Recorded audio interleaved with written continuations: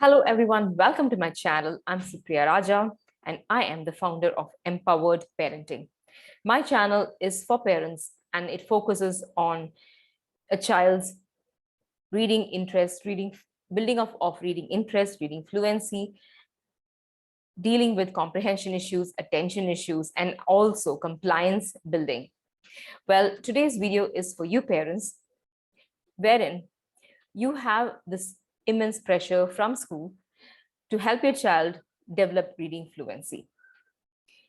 This could be in the form of a teacher during a PTA meeting telling you that your child is yet to develop reading skills, your child is lagging behind, your child's reading literacy skills is not up to the mark. And one of the best ways to do that, improve and enhance your child's reading skill, is to develop a reading interest. And that you need to also read your child a lot so that he or she can later on start reading himself or herself. Now, I'm sure as a parent, you must be like, okay, I already have enough to do in my life. I have a very busy career. I have a busy schedule.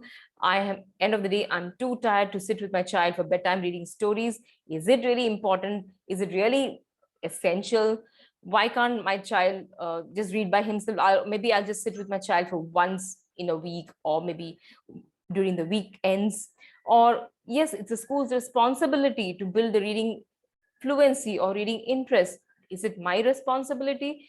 I'm sure many of you might be having these questions in the mind. Okay, the first thing let me tell you is developing reading interest and reading fluency is also a parent's responsibility, because if you show interest in reading, you show interest in books, your child will also naturally gravitate towards books.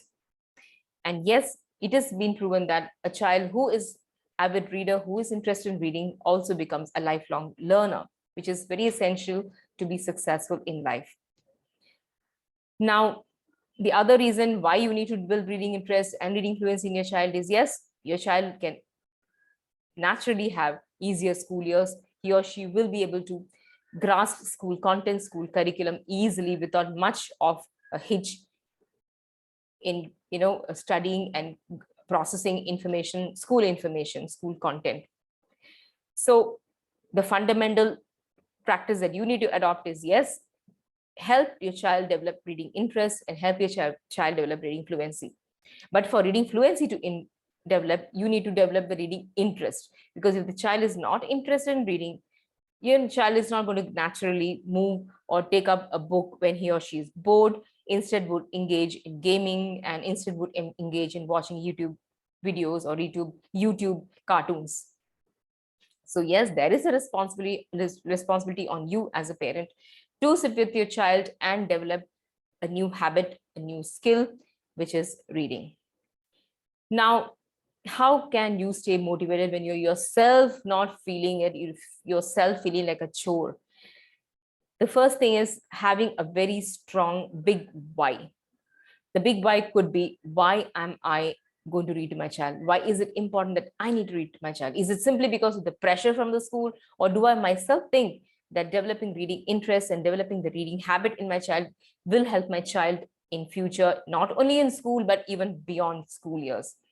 So if you have that big why very clear in your mind and strong, you are less likely to go off track and less likely to feel demotivated, because building a new habit, building a new schedule doesn't work on motivation, doesn't work on moods. It works on having first a very clear big why as to why you're doing what you're doing. The second thing, when you have your big why clear, is to set an intention. An intention could include, when am I going to be, it's like a decision, right? So when am I going to be sitting with my child for reading? That kind of intention, a clarity on when, what is the time duration I'm going to sit, at what time I'm going to sit, those things you'll have to think of. So am I going to sit every day at 9 p.m. before my child falls asleep? Am I going to sit alternate days at 9:30 p.m. before my child falls asleep? Or am I going to sit only during weekends? So that's something that you need to think and you need to decide. So it's a decision that you need to make. And the second part of intention is, what are you willing to sacrifice? Okay, this 10 minutes and 15 minutes, it's not a big deal.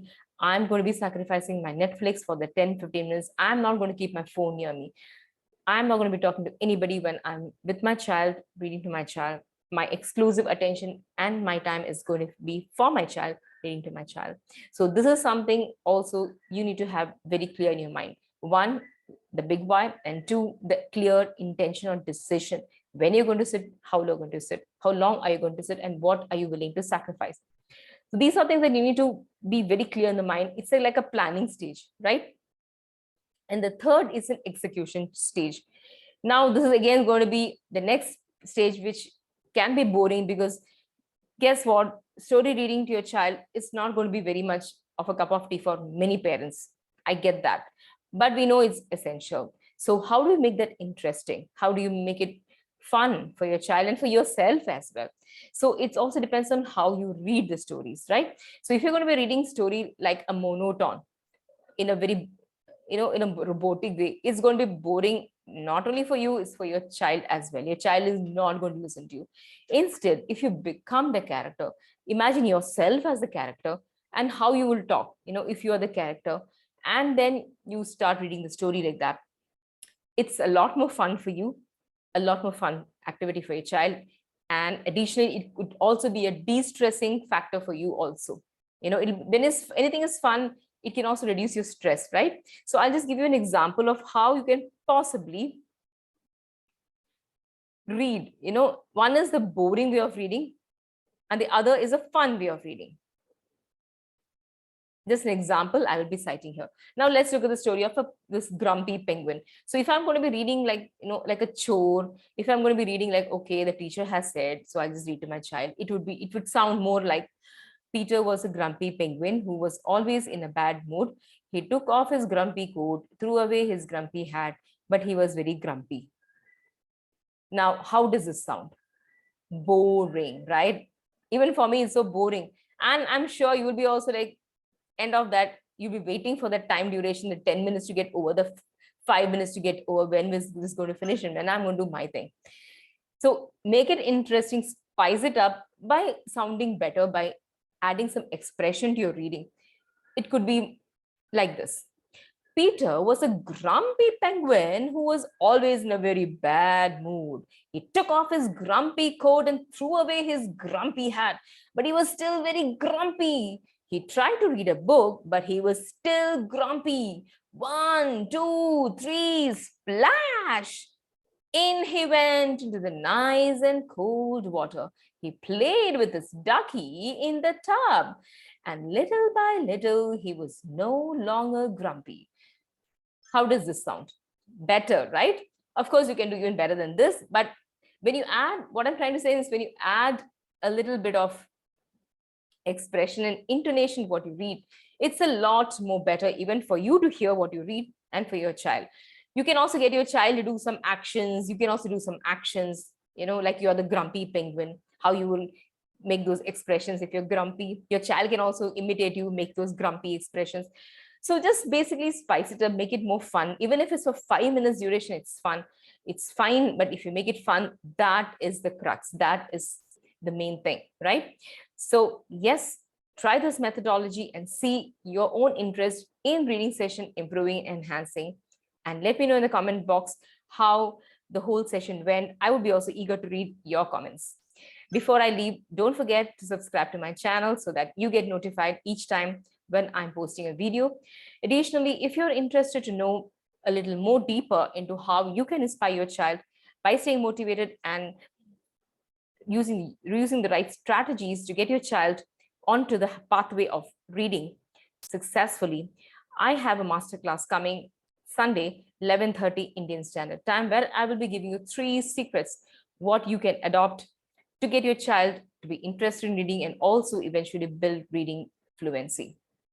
So the link will be in the description below. You can join exactly at 11:30 Indian Standard Time on Sunday.